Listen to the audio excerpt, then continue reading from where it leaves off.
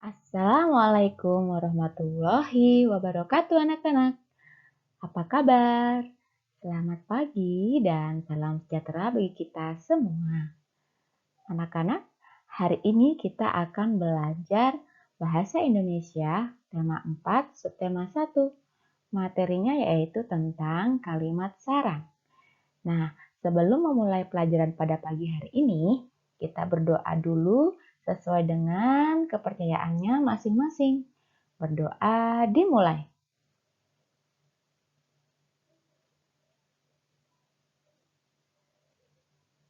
Berdoa selesai.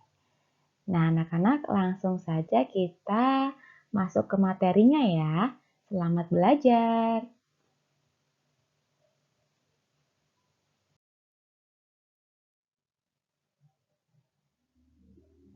Kalimat saran. Anak-anak, ada yang tahu apa itu kalimat saran? Kalimat saran merupakan kalimat yang berisi pendapat untuk menyelesaikan suatu permasalahan. Jadi kalimat saran itu bisa dikatakan sebagai kalimat pendapat ya anak-anak ya. Nah, kalimat saran sendiri ditunjukkan kepada orang lain dengan menggunakan bahasa yang santun. Ketika kita memberikan saran atau pendapat atas permasalahan, maka kita harus menggunakan bahasa yang santun dan sopan ya anak-anak. Nah, kalimat saran biasanya itu menggunakan kata seharusnya, hendaknya, dan sebaiknya.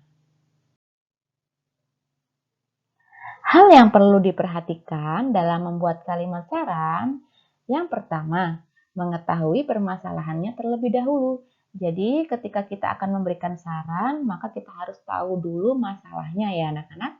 Kemudian yang kedua, sampaikan saran dengan bahasa yang baik dan sopan. Seperti yang Ibu Guru tadi bilang, bahwa ketika kita memberikan saran atau pendapat, maka kita harus menggunakan bahasa yang baik dan sopan. Yang ketiga, dapat ditambahkan dengan argumen atau alasan atau pendapat yang mudah dipahami. Jadi ketika memberikan saran, kita juga bisa memberikan argumen atau pendapat kita ya dan alasannya. Kemudian yang nomor 4, saran diberikan dengan tujuan untuk memperbaiki suatu permasalahan. Baik anak-anak, selanjutnya yaitu cara membuat kalimat saran. Nah, berikut ini caranya, kita langsung saja perhatikan contohnya. Edo pulang kehujanan. Baju seragamnya Edo basah kuyup. Kira-kira bagaimana kita caranya membuat kalimat saran pada permasalahan berikut ini? Pada kalimat ini permasalahannya adalah Edo pulang kehujanan sehingga baju seragamnya Edo itu basah kuyup. Jadi saran pertama yaitu sebaiknya Edo segera pulang dan mandi karena khawatir terkena flu. Nah, tadi kalimat saran diawali dengan kata sebaiknya ya anak-anak ya. Jadi saran yang pertama bisa kita buat sebaiknya Edo segera pulang dan mandi karena khawatir terkena flu. Dan saran yang kedua bisa ditulis seharusnya Edo menunggu sampai hujan reda sehingga baju seragamnya kan tidak bisa basah kuyup jika Edonya menunggu sampai hujan reda. Jadi kalimat saran sendiri diawali dengan kata sebaiknya, seharusnya, alangkah baiknya, seperti penjelasan yang tadi ya anak-anak ya. Kemudian langsung saja kita bahas latihan 1. Tuliskan saran-saranmu. Soal pertama, Udin minta dibelikan baju baru. Di lemari baju Udin masih banyak dan masih bagus. Nah, masalahnya di sini Udin meminta dibelikan baju baru, padahal di lemari baju Udin itu masih banyak baju yang bagus dan masih bisa terpakai anak-anak. Kira-kira saran apa yang kita bisa buat? Ada yang tahu? Ya, kalimat sarannya sebaiknya Udin tidak meminta baju baru karena baju Udin banyak yang masih bagus dan masih bisa digunakan. Oke? Oke, selanjutnya ya. Tuliskan saran-saranmu. Permasalahan yang pertama, rok Dayu robek karena digunakan bermain lompat tali. Nah, kira-kira saran apa yang bisa kita berikan kepada Dayu? Ya, Seharusnya Dayu lebih berhati-hati ketika bermain lompat tali. Kemudian soal yang kedua. Benny ingin bermain dengan tetangganya. Ia masih mengenakan seragam sekolah. Kira-kira apakah boleh anak-anak ketika bermain mengenakan seragam sekolah? Tentu saja tidak boleh ya anak-anak ya. Jadi saran yang bisa kita buat untuk Benny adalah sebaiknya Benny mengganti seragamnya sebelum bermain. Karena seragam sekolah itu digunakan untuk belajar di sekolah dan tidak digunakan untuk bermain ya anak-anak. Oke.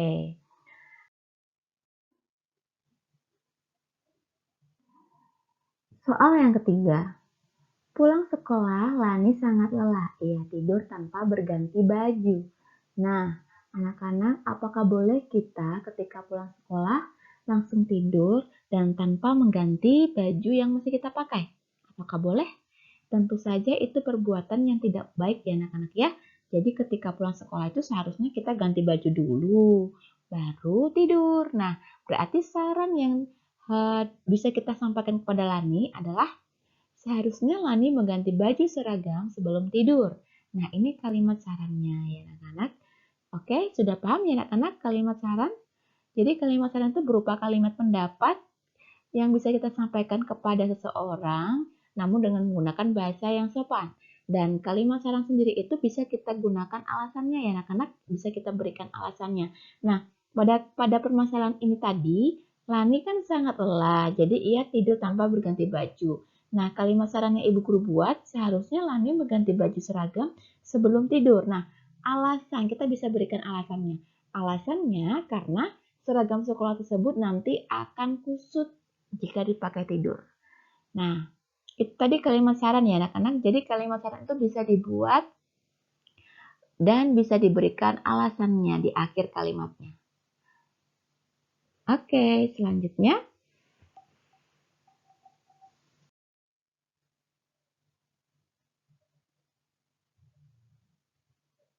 Nah, anak-anak di sini ada berbagai macam contoh soal dan kita harus memasangkan saran yang tepat untuk soalnya.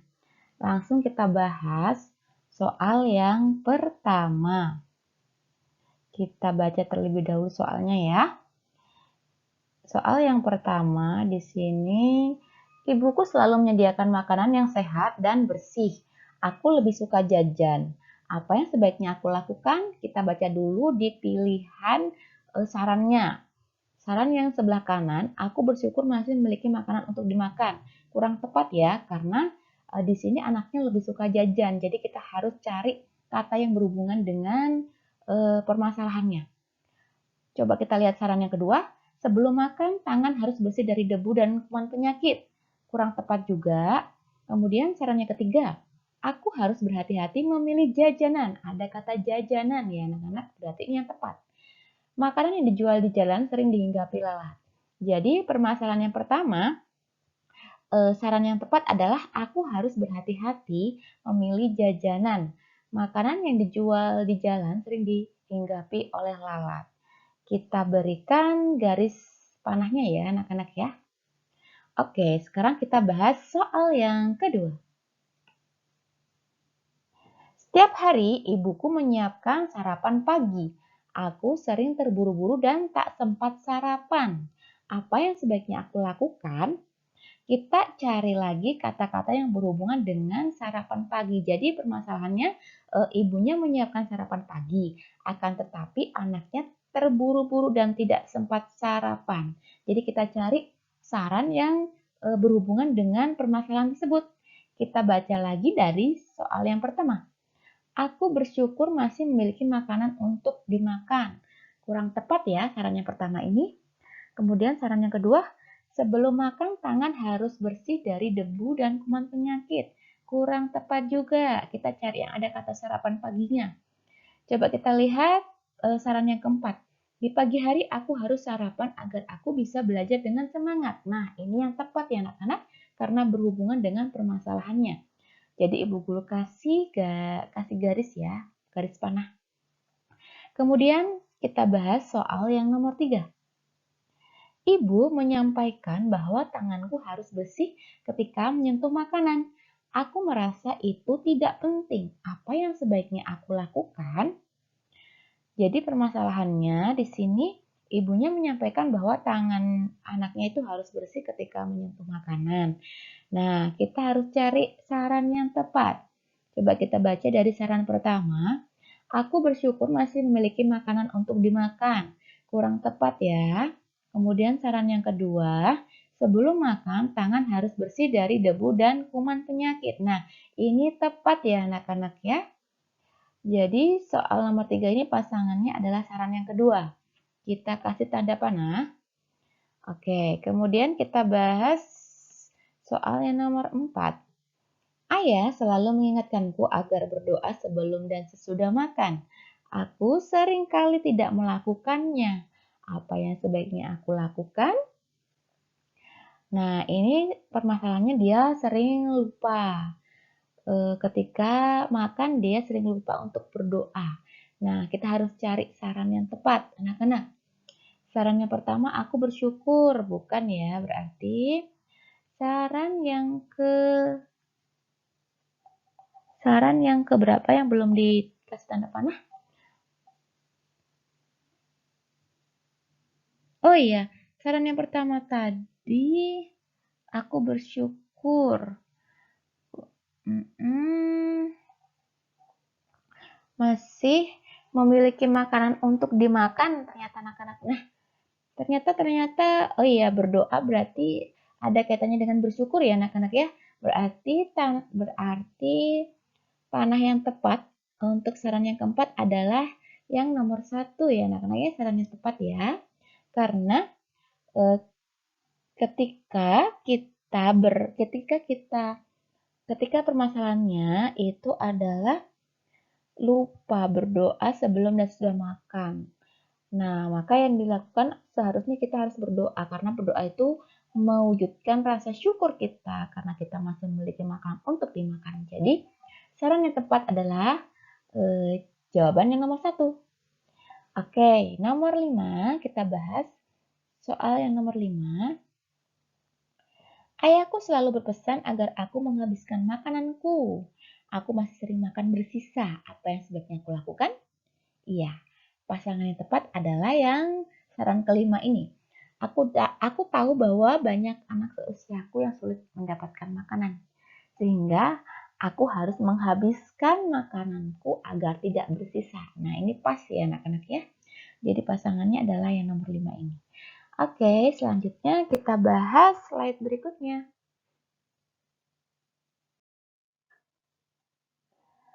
Nah, ini ada teks bacaan, mari kita baca bersama ya. Rumah tempat berlindung. Setiap orang wajib melindungi dirinya. Setiap orang wajib melindungi dirinya dari bahaya.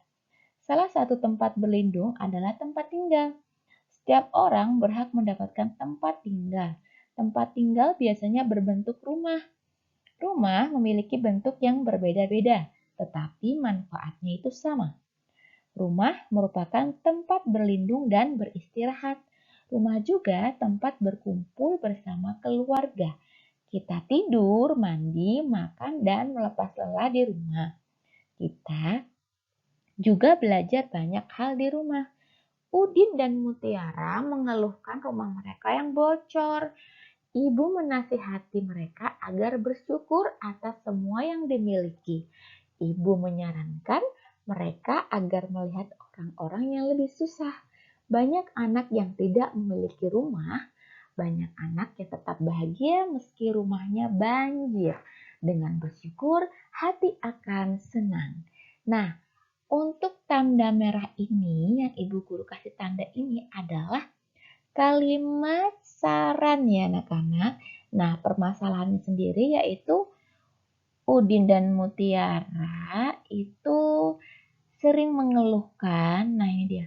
Permasalahannya ibu guru lingkari. Nah, ini. Udin dan Mutiara sering mengeluhkan rumahnya mereka yang bocor.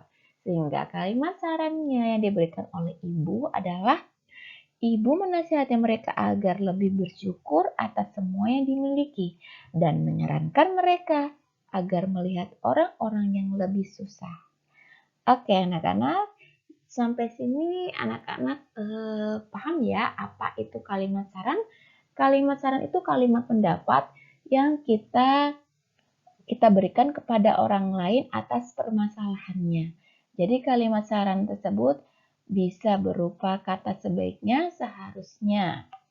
Nah, anak-anak, sampai di sini pertemuan kita ya. Sampai bertemu di pertemuan selanjutnya. Ibu Guru akhiri. Wassalamualaikum warahmatullahi wabarakatuh.